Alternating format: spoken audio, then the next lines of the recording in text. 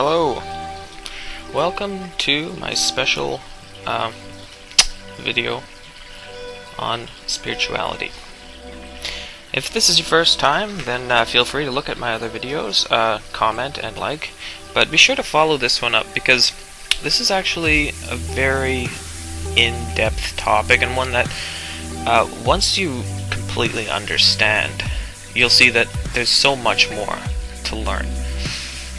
So first of all, to get you started, think like a tree, big lush tree. This tree represents your inner self, all your thoughts, your feelings, your hopes, intentions, all of who you are. You could say that this is your spirit, the spirit you have. Okay? Now you can change it. You can change it depending on like the water or the sun, and you can shape it the way you want it to be, and it will bear fruit depending on how you take care of it. So a tree is easy to understand, but our spirit may be a little more complex. Think about our spirit. Have we gone some thorns? Have some dead limbs, figuratively speaking? Well, I too feel that way. And some feel that they've lost their spirit. Fear, resentment, anger, bitterness, jealousy, all of these they have inside. And some feel that it's all that they have left.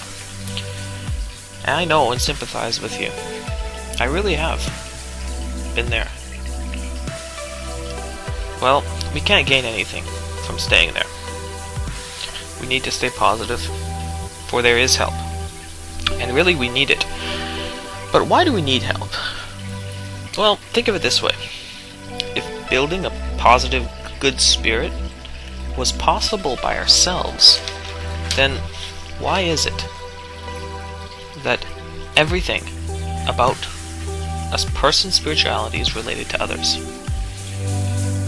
See, it's not all about you. Think. A selfish person isn't a spiritual one, but a giving one is. A smart person even isn't a spiritual person, but a loving person would be. A powerful or maybe a strong person wouldn't, but a caring and thoughtful person would be considered spiritual. So you see, being spiritual takes proper understanding, and it takes training. So how do we train ourselves to be a spiritual person? An upright, good person?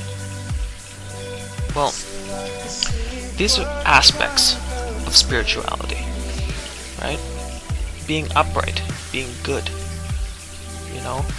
having integrity, standing up for what is right, but not in a self-righteous way, insisting that you're always right.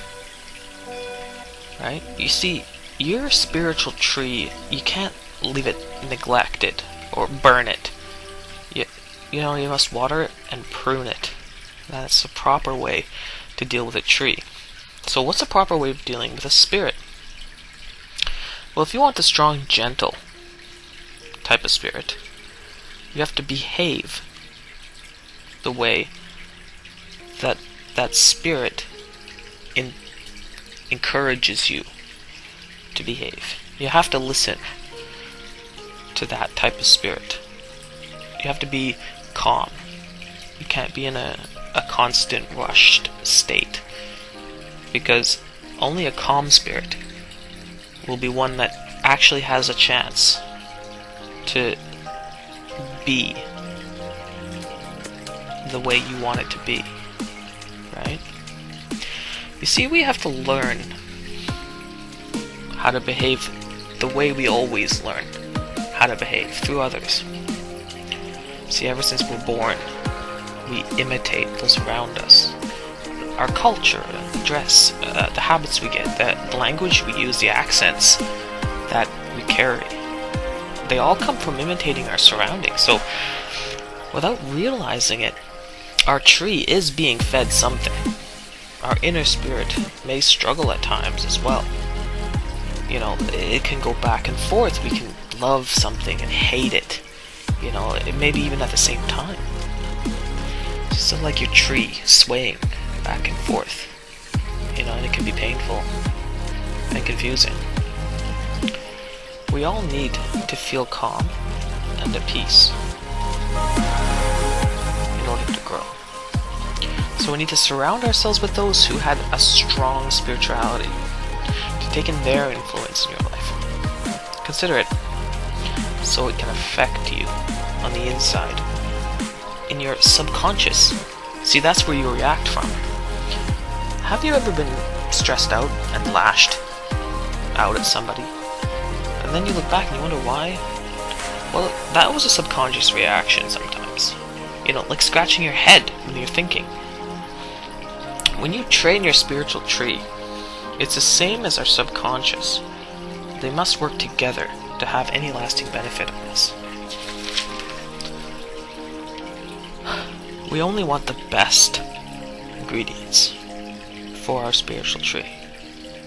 And where are we going to find those? Well, they're not going to be at Home Depot. That's not where to go. But they must be absorbed the same way that we have always absorbed things into our spiritual tree. The habits and the customs we learn, we must absorb the good ingredients by imitating those who showed the type of spirit we're seeking. That is why so many people fail to grow spiritually. They don't recognize the need to imitate. Real spirituality is a way of thinking, feeling. And the way of thinking and feeling originates from somewhere. Why we want to imitate people when people have often given us the most imperfections? Well, not everyone is worthy of imitation, that's true, but what about those who have shown through their life to show exceptional spirituality? Well, a writer of the Bible named Paul wrote to the Christians in Ephesus to become imitators of God. You see, that was his way of dealing with his spiritual tree. He imitated God. So is that possible? And if so, how? Well, God himself is not able to be seen. So how could we learn from him? Well, consider the fact that God created everything, and he wanted things to be in order. In fact, the Bible itself says that God is not a God of disorder, but one of peace. If this scripture goes on to show God's way of feeling, then consider how those who knew God directly spoke of him in the Bible. This scripture actually talks about that. I love those loving me, and those seeking me will find me. Well, who said this? He goes on, Jehovah produced me as the beginning of his way, the earliest of his achievements, from the start, from times earlier than the earth. When he prepared the heavens, I was there. I was beside him as a master worker. I was the one he was especially fond of, day by day. I rejoiced before him all the time. So I'm sure most of you can guess who this is speaking. Well, Jesus himself identified himself as the Son of God. So imitating Jesus would be as close to imitating God as we can get. Jesus had a very strong spiritual tree, but he still needed to learn. He learned from his life obedience. You see, being an angel with limitless abilities, Jesus wouldn't have had any difficulty, obeying commands. But compare that with his torture and execution. So, when building our appreciation for what God has done for us, it builds our spirituality. And by being obedient, it allows us to imitate in a better way. I hope that you enjoyed this short discussion. Please feel free to comment. Like I said, I'm going to try and follow this one